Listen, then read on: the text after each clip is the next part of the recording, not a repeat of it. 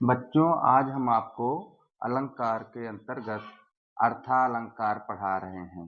अर्थालंकार की परिभाषा होती है, जहाँ पर अर्थ की प्रधानता हो वहाँ पर अर्थालंकार होता है। अर्थालंकार के कई प्रकार होते हैं, जिसमें से पहला प्रकार होता है उपमा अलंकार। अब उपमा अलंकार की परिभाषा देखिए, जहाँ पर किसी व्यक्ति वस्तु की तुलना दूसरे व्यक्ति वस्तु से की जाए तो वहां पर उपमा अलंकार होता है। अर्थात दूसरी परिभाषा, जहां पर उपमेय की उपमान से तुलना की जाए वहां पर उपमा अलंकार होता है। अर्थात उपमेय और उपमान क्या है, इसके बारे में हम नीचे समझते हैं। उपमेय जिसकी तुलना की जाए, जिसकी माने है कि जो जिस व्यक्ति की तुलना किसी दूसरे वस्तु व्यक्ति से की जा रही है, तो होता है कि जिसकी तुलना, जैसे मेरी तुलना अगर किसी दूसरे से की जा रही है तो मैं उपमेय होऊंगा। उपमान जिससे की जाए, और जिससे मतलब है जिससे करना, जैसे कि किसी के मुख की सुंदरता की वर्णन और चंद्रमा से किया जाए तो वहां पर उपमान जो होगा वो चंद्रमा कहलाता है।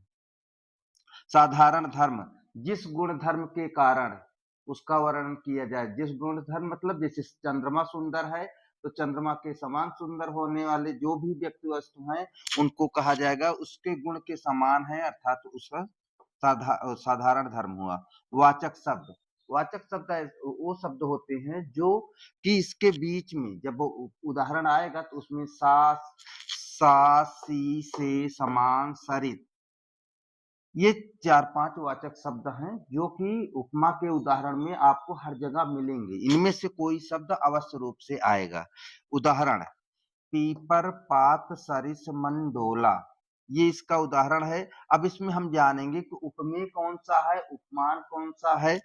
तो देखिए, पीपर पात अर्थात पीपल का पत्ता, तो ये क्या हुआ, पीपल का पत्ता। सरिस मंडोला,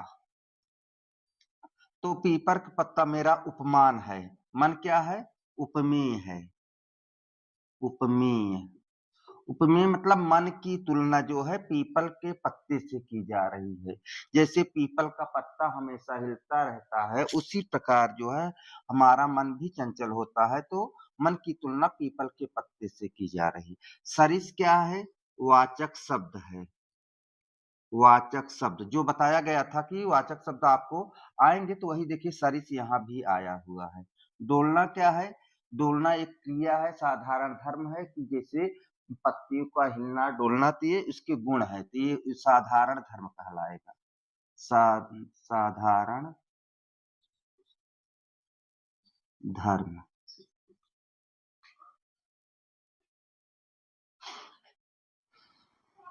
हम दूसरा अलंकार बच्चों, हम दूसरा अलंकार बताने जा रहे हैं आप लोगों को, रूपक अलंकार।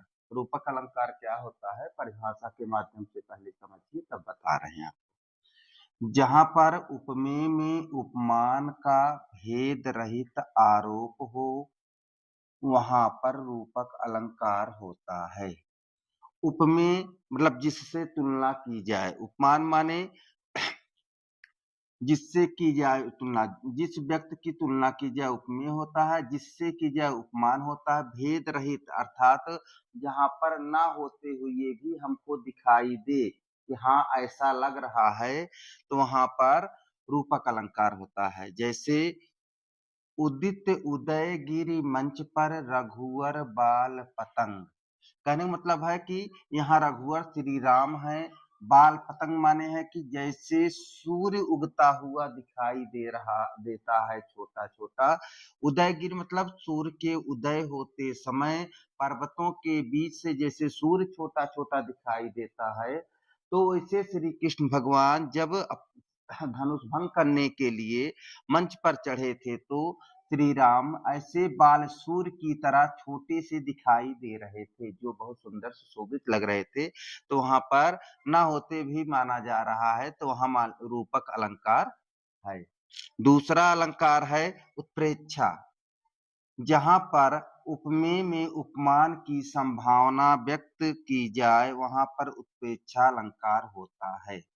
अर्थात संभावना, संभावना व्यक्त की जाए, फिक्स नहीं है, अगर ऐसा लग रहा है तब वहां पर उत्प्रेक्षा अलंकार होता है। जैसे सोहत ओढ़े पीत पटु श्याम सलोने गात, अर्थात श्री कृष्ण भगवान पीले वस्त्रों को ओढ़कर बहुत सुंदर सुशोभित लग रहे हैं।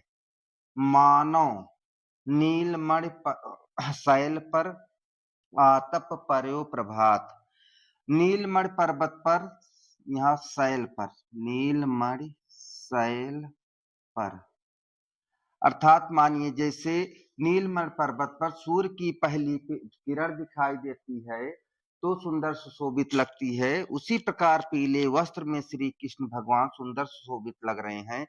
तो इसमें उत्प्रेक्षा अलंकार में वाचक शब्द होते हैं। वाचक शब्द हैं जैसे मन,